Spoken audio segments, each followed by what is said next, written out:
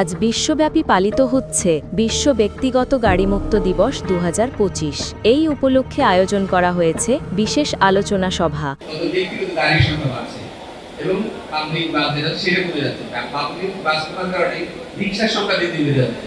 প্রতিদিন আমার মনে হয় প্রায় 500 থেকে 1000 রিক্সা আমাদের ঢাকা শহরে বেড়ে যাচ্ছে এবং যানজট পর্যাপ্ত পরিমাণে বেড়ে যাচ্ছে।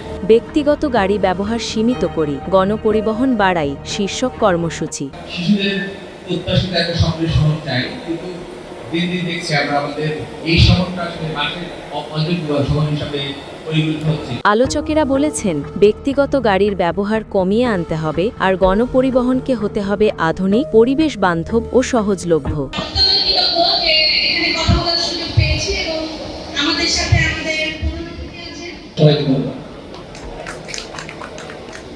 তবেই আমরা যানজট ও পরিবেশ দূষণ কমাতে পারব।